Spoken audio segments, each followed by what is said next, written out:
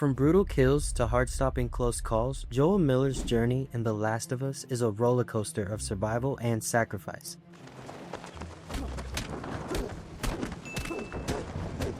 Let's dive into the most intense moments that defined him.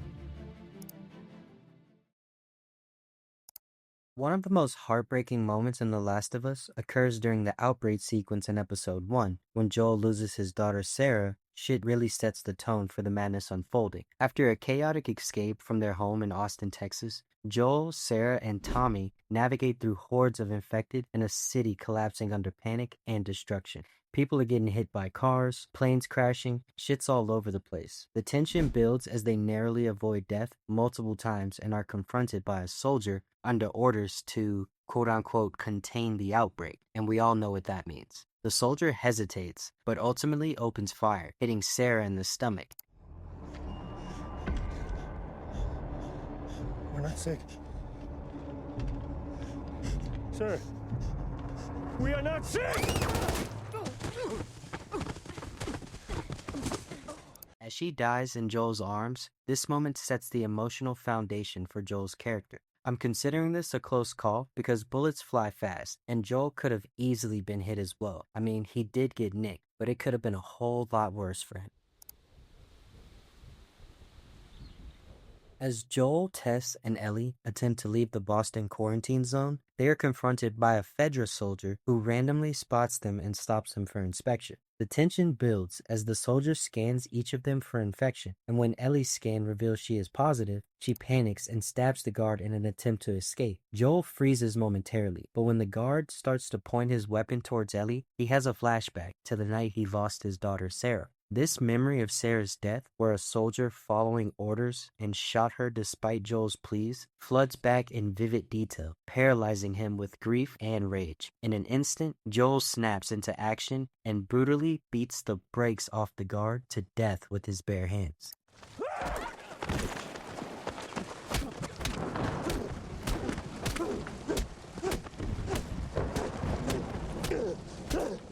The flashback adds weight to the violence, highlighting how deeply Sarah's loss continues to haunt him even 20 years later. Joel, Tess, and Ellie experience their first terrifying encounter we see with clickers in the Boston Museum of Fine Arts. As they navigate through the darkened halls, they stumble upon two clickers. As someone who's played the game, this sound gave me the chills. The tension builds as they realize the dangers of these blind but deadly creatures, which rely on sound to hunt. Joel quickly takes charge, using his knowledge to guide them past the clickers in a very close call situation.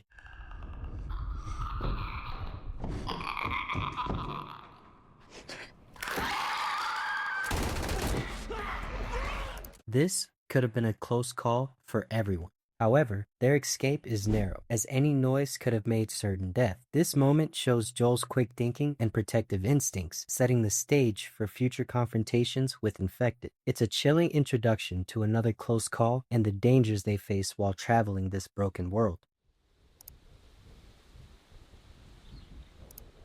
Joel faces one of his closest calls when he and Ellie are forced to flee after Tess sacrifices herself at Boston's Capitol building to buy them time against an overwhelming swarm of infected. With no way out and the root system alerting more clickers, we see up close and personal how dangerous the virus truly is. Realizing time is running out quickly, Tess reveals she's infected and chooses to sacrifice herself for the good of the mission. As Tess sets off an explosion to take out as many infected as possible with one of the worst lighters on planet Earth, Joel fights through clickers and runners while protecting Ellie during this escape. This moment not only shows his combat skills, but also marks a turning point where he begins to take responsibility for Ellie. Joel and Ellie are ambushed by raiders after taking a detour through Kansas City. The scene begins with a fake plea for help, but Joel immediately recognizes the trap. What follows is a brutal fight for survival as Joel methodically takes out the attackers. One standout moment is when Joel was about to literally get choked out, and Ellie saves Joel by shooting the man in his back. a pivotal moment in their relationship. Joel was about to literally get choked out, and Ellie straight pops this kid in the spine. Mans couldn't feel his legs at all. After, Joel wasn't trying to hear none of that shit, sending Ellie behind the wall and ends the kid's life in a brutal fashion. Get back behind the wall. No, I'm sorry, please. We can just talk. I'm sorry. Please, no, please, I'm sorry, please. You don't have to. I'm sorry. No, we can just talk. This scene highlights Joel's tactical mindset and his ability to remain calm under pressure even when outnumbered. In one of the show's most intense sequences, Joel confronts a sniper who has pinned down him, Ellie, Henry, and Sam in a suburban neighborhood at night. It honestly feels like the team couldn't catch a break. After sneaking through houses under fire, Joel strategically takes out the sniper in close quarters with a fatal shot. That's all you have to do. Please don't do it. Please. I can't believe the old head really tried to get the drop on him. Joel immediately starts using the rifle himself to protect Ellie from an oncoming attack by Kathleen's group trying to close in on Henry, creating more madness and adding pressure like no other. As Kathleen's forces close in on Joel and the others during their escape from Kansas City, chaos erupts when an underground horde of infected, including a terrifying bloater, emerges from beneath the ground, bringing a whole new meaning to all hell breaking loose.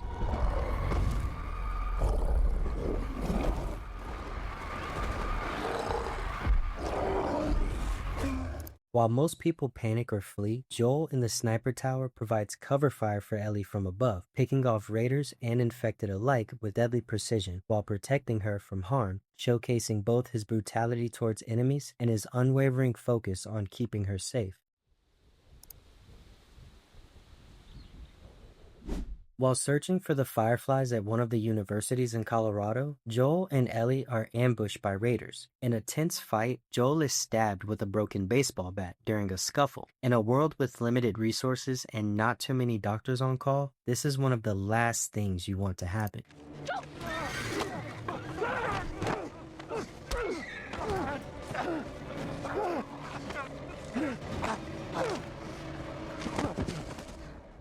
Especially when you're out in the middle of nowhere. Despite his injuries, Ellie fires her weapon to deter the attackers long enough for Ellie to get Joel on their horse and escape. This moment showcases Joel's resilience and determination to survive, even when gravely injured.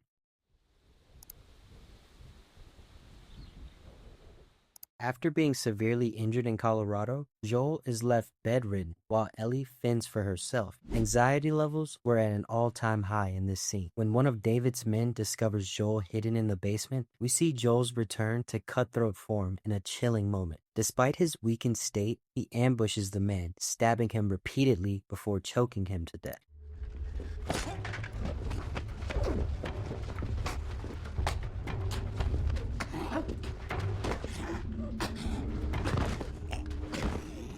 His brutality here is fueled by desperation and love for Ellie, showing just how far he'll go to protect her.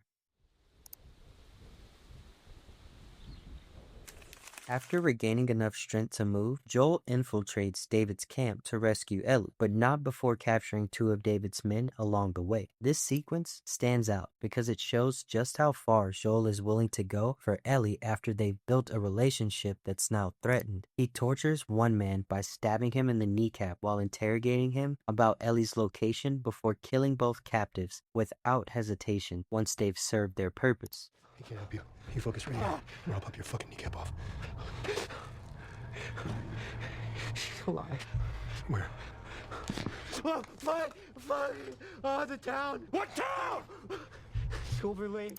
It's one of the most brutal moments in the series and highlights a side of Joel that doesn't play around when it's time to get answers. In the season finale, Joel's rampage through the Firefly hospital is one of the most controversial and brutal moments. After learning Ellie will be sacrificed for a potential cure, he methodically eliminates everyone in his path with straight crash-out energy. Firefly soldiers, doctors, and anyone standing between him and Ellie. Unhook her. How did you get in here? I said unhook her. I won't let you take her. Unhook her. Move! Cover her arm. Fast. I loved seeing this side from Joel. Mans was not playing any games. The scene is pure violence, while Joel showing no hesitation as he guns down even unarmed individuals. This sequence not only cements his role as a protector, but also raises moral questions about his actions and if he really understood the assignment.